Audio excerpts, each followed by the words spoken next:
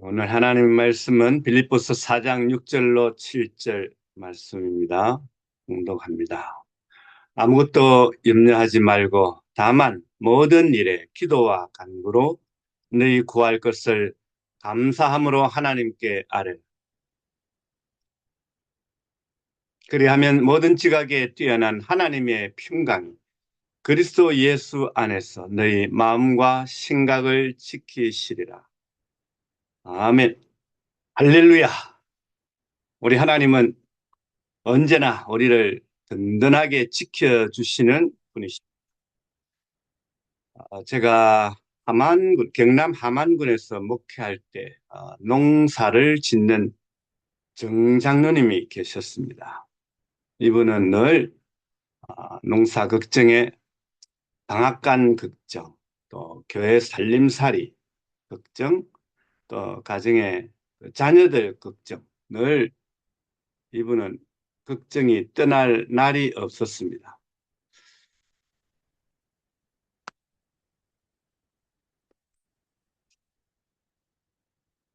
걱정 때문에 깊은 잠을 자지를 못해서 그 부인이 이 장로님 때문에 늘 스트레스를 많이 받았습니다. 아무리 음식을 맛있는 걸 많이 해드려도 그 얼굴에는 감출 수 없는 그 그늘이 자리를 잡고 있었습니다. 그래서 하루는 이 장로님 부인이 보다 못해서 이렇게 말했습니다. 여보, 걱정을 해서 걱정이 사라진다면 걱정 안 할 사람이 어디 있겠어요? 그런 말을 이 장로님은 한쪽 귀로 듣고 한쪽 귀로 흘려보냈는데 어느 날 새벽에 그 말 한마디가 계속 그 소용돌이처럼 그 귓전에 맴돌다가 갑자기 이런 생각이 들었답니다. 그래, 걱정하는 것은 해결책이 아니고 내 짐을 더 무겁게 드는구나. 그런 생각이 들면서 태도를 바꾸기로 작정을 했습니다. 그러자 얼굴이 내졌습니다. 달라진 그 얼굴 모습을 보고 부인이 물었습니다. 여보, 오늘은 어떻게 해서 얼굴이 환하게 밝아졌어요? 장로님이 대답하기를, 그래, 내가 하던 걱정 하나님께 대신 맡기기로 했어요.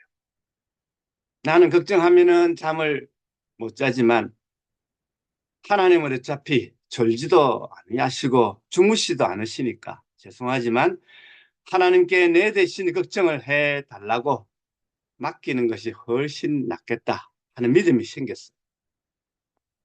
그래서 이제는 매일 하나님께 맡기기로 했다는 것입니다.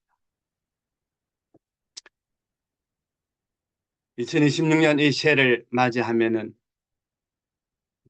걱정, 근심, 이 염려가 더 가중되는 느낌이 많이 드는 그런 하루하루를 우리가 또 보내고 있습니다. 세상 돌아가는 뉴스를 보면 심히 걱정되는 사람들이 많아 보입니다. 마두로가 체포되면서 잠 못 이루는 사람들이 부쩍 많아졌습니다. 저 쿠바에도, 북경 자금성에도, 저 평양에도, 청와대에도, 여의도에도 수면제를 먹어야 잠들 사람들이 많아 보입니다. 세계 경제, 한국 경제뿐만이 아닙니다. 우리가 섬기는 교회, 또 사역지, 이 위기가 점점 더 눈사람 굴리듯이 커져가고 있습니다.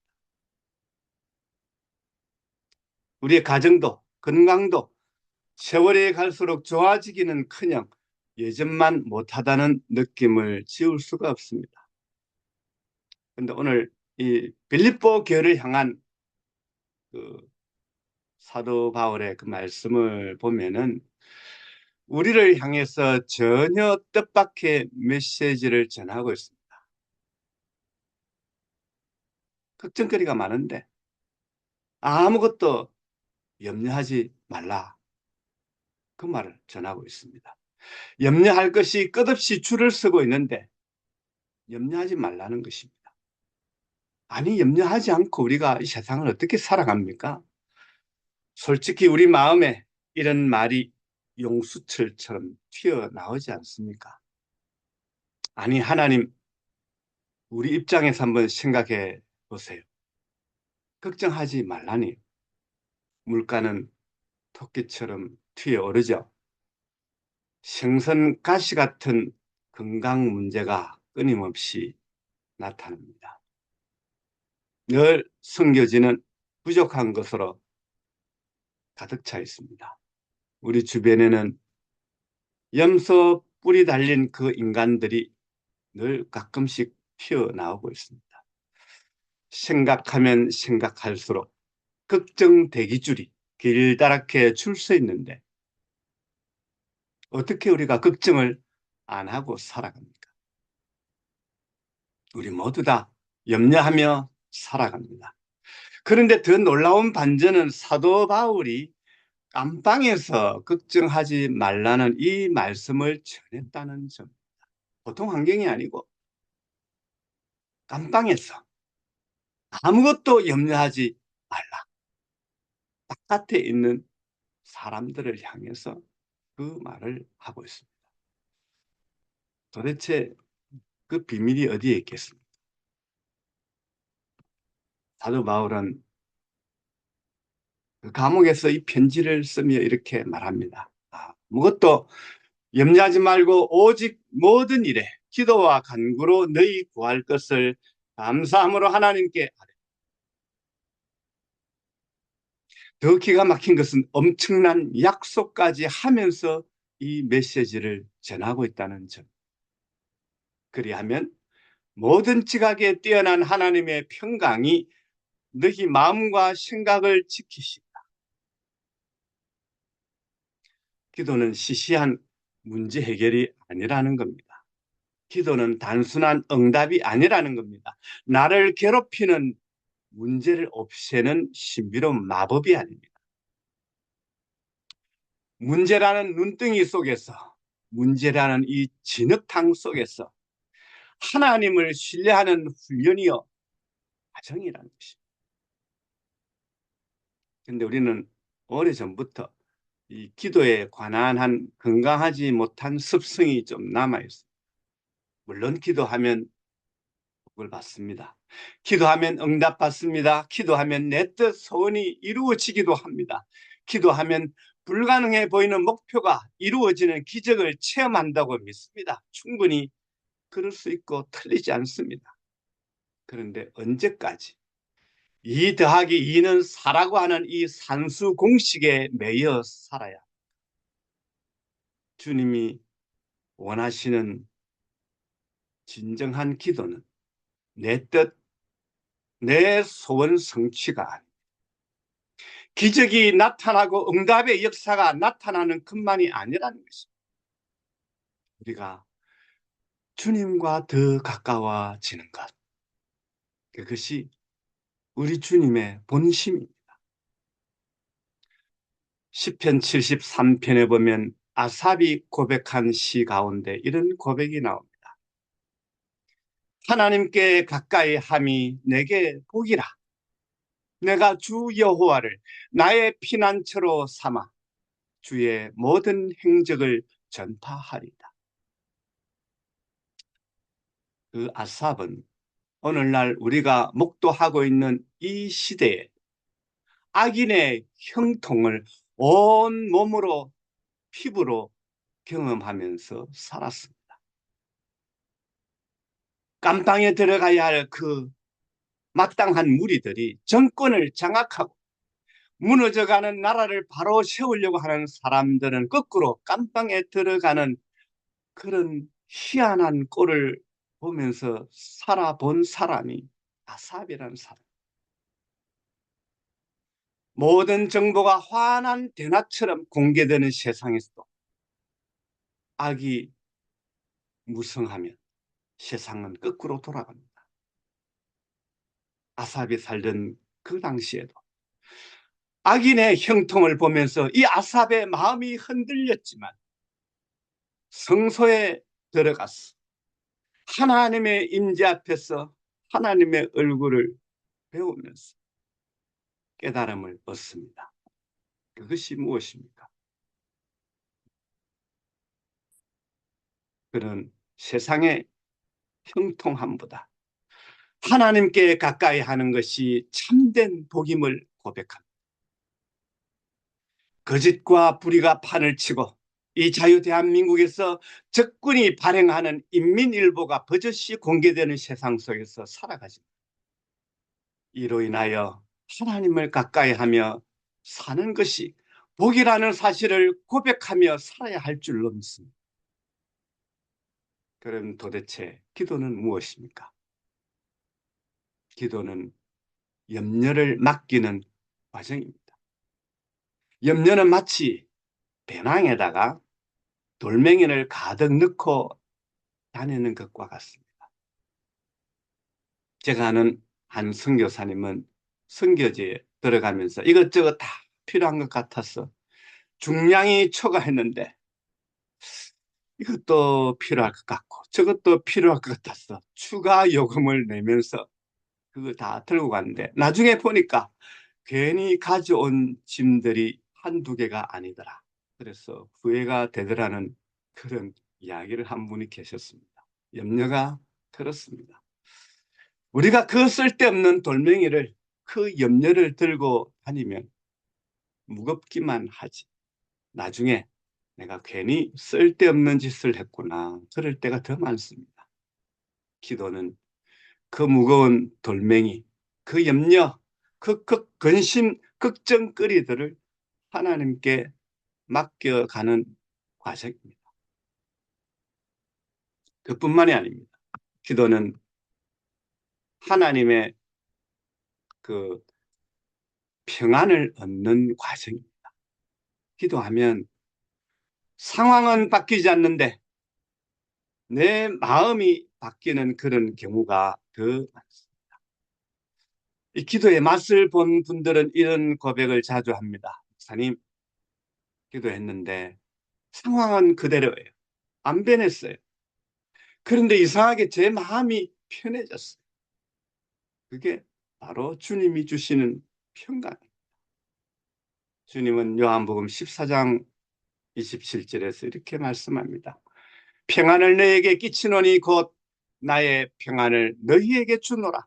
내가 너희에게 주는 것은 세상이 주는 것과 같지 아니하니라. 너희는 마음에 근심하지도 말고 두려워하지도 말라. 예수님이 주시는 평강, 세상이 사람이 줄 수 없는 참된 평강. 그래서 우리가 기도하면서 늘 놓치지 말아야 할 것은 하나님을 절대적으로 신뢰하는 것입니다. 그런데 우리는 이상하게도 기도를 거래하는 것처럼 착각을 합니다. 하나님, 제가 이렇게 했으니 이거 해주세요. 저거 해주세요. 제가 주님을 위해서 젊음을 바쳤으니 내 건강, 내 노후, 내 자녀 주님이 다 책임져 주세요. 아버지 하나님께서 책임져 주시겠다고 약속하지도 않았는데 그냥 일방적으로 밀어붙입니다. 그래서 후유증으로 고생하시는 분들을 저는 상담을 하면서 많이 만나보았습니다. 엊그제도 제주도 가서 참 귀한 MK 사역을 하시는 그런 분을 만났습니다. 이분 자체가 연세는 많이 들었지만 MK였어요. 그 부모님이 브라질에 일찍 가셔서 오랫동안 사역을 하셨는데 이분 역시 그 브라질에서 그 부모님과 함께 오랫동안 함께 사역을 하면서 지금 역시 선교 사역을 할 수 있는 그런 분과 교제를 했었는데 저와 비슷한 경험을 쏟아놓는 것을 들으면서 가슴이 아팠습니다. 부모들이 거의 방치하다시피 한 그런 경험을 겪으면서 그 MK들이 당황하고 있는 그런 예들을 많이 이야기를 했습니다. 특히 PK 또 MK들이 당황을 많이 하더라는 것을 목격하며 살았다는 것입니다. 뭐 술, 담배는 아무것도 아니고 마약 딜러, 뭐 엄난 방탕에 이단에 빠지고 기가 막힌 케이스를 너무너무 많이 봤다는 것입니다. 그래서 이분은 정말 가슴이 아팠어. 지금도 젊은이들을 안대하는 사역, 웰컴 미니스트리를 하고 있었습니다. 하나님을 신뢰한다면 그 신뢰하는 하나님께 우리가 인정받는 삶을 살아야 합니다. 하나님을 사랑한다고 우리가 기도를 합니까? 하나님께서 사랑하시는 나를 사랑해요. 그리고 가장 가까운 이웃, 내 가정, 내 배우자, 내 자녀를 사랑하는 것이 하나님을 정말 신뢰하는 태도. 우리가 하나님의 일을 한다고 사명을 감당한다고 가장 가까운 이웃을 방치하고 하나님께 떠넘기는 것은 신뢰도 아니고 기도하는 사람이 해야 할 행동이 아닌 것입니다. 기도의 본질은 일방적인 거래가 아니라 관계입니다. 기도는 하나님을 더 깊이 신뢰하는 훈련인 것입니다. 과정인 것입니다. 우리는 사역지를 비롯해서 여러 곳에서 끊임없이 염려 가운데 살아갑니다. 재정도, 건강도, 가정 문제도, 또 문화 차이도, 영적인 전쟁을 겪으면서 우리의 근심 걱정은 끝이 없습니다. 그러나 그럴 때마다 기도는 문제 해결이나 돌파에 초점을 맞추는 것보다 하나님을 의지하는 과정임을 늘 가슴에 새기며 살아야 합니다. 기도할 때. 하나님께서 당연히 상황을 바꾸실 수도 있지만 더 중요한 것은 우리의 마음을, 우리의 태도를 바꾸신다는 사실. 오늘 이 아침에 우리의 배낭 속에 담아온 염려를 하나님께 맡기고 그분의 평강을 깊이 경험하는 시간이 되기를 바랍니다. 염려하지 않고 어떻게 살아요? 기도로 하나님을 신뢰하며 사는 것입니다. 바울이 감옥에서 그 평강을 누렸다면 우리도 선교지에서, 우리 가정에서, 그 교회에서 그 평강을 얼마든지 누릴 수 있습니다. 그 주님이 주시는 평강으로 악인이 형통하고 의인이 고통당하는 현실 속에서 날마다 승리하는 저와 여러분 되시기를 주님의 이름으로 축원합니다.